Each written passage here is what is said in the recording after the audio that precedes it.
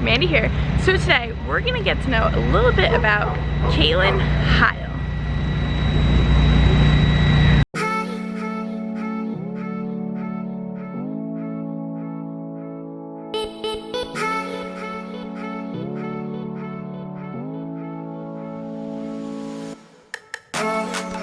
Alright, so very first question, can you tell us how you got into racing?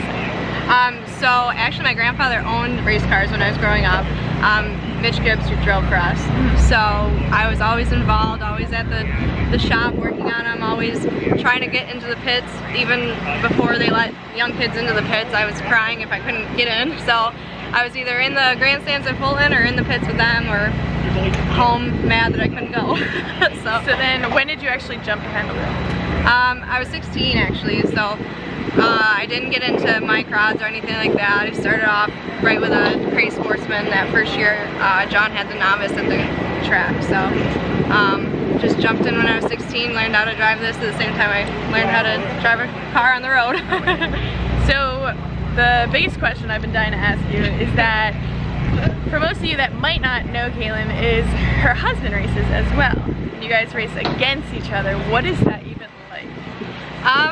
It's a pretty interesting dynamic, I'd have to say. I mean, not many people have teammates that race, so to have a teammate that's your spouse that races is it's pretty intense. I mean, it's pretty cool in the sense that we can like talk about it anytime at the dinner table if we have an idea on a setup or something, or if we wanted to recap on a night, we can literally talk about it anytime because we both are so involved that we get it. We get what we're talking about, and it's not so much like, oh, I don't understand what was going on, or no, I happened to miss that on the track. We were there living it together. It does get really competitive too, obviously, because we have two cars on the track at the same time, so obviously one's always beating the other. There's always going to be one in front of the other, so that's pretty neat.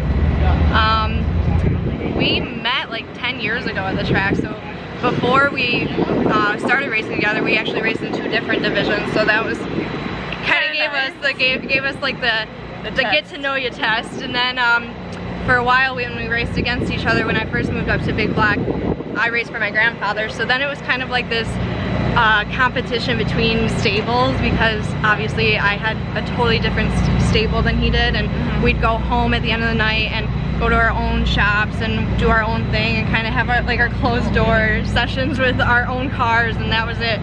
Where now our cars are in the same stable, they're right next to each other, we're swapping parts, sharing setups, the whole nine with each other, so that's pretty cool.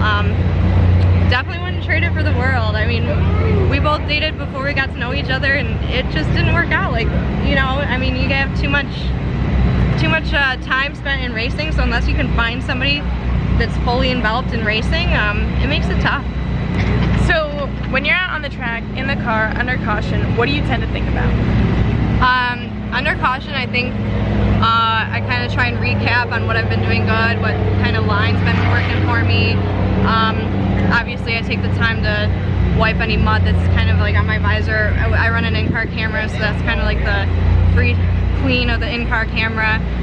If Chris is racing against me, I try to count cars to see where we're at, see how he's doing too, because it is always exciting when he's in the lead or on the board in top 5, and I can see that, and I can see him kind of creeping up through the ranks. I mean, I'm just as much his fan as I am racing out on the track too, you know. So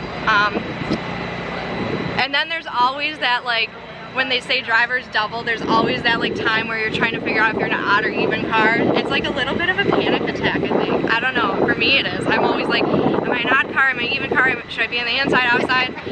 Sometimes it gets a little hairy, especially if we're running kind of like mid-pack to the back.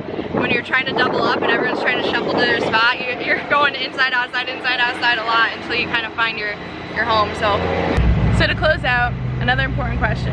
Coming from a female driver, what advice would you give to females that want to get involved in the sport?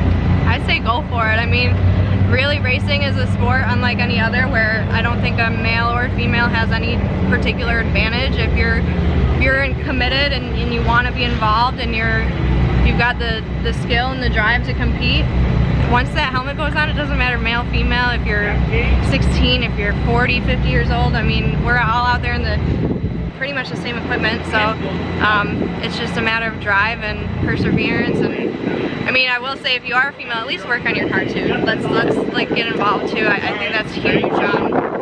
Huge pride thing too. I mean, you're driving that machine out on the track, know what it's doing, study a little bit of like vehicle dynamics, get to know what the different setups do. So definitely get fully involved. Awesome. Well, thank you. Yeah, no problem.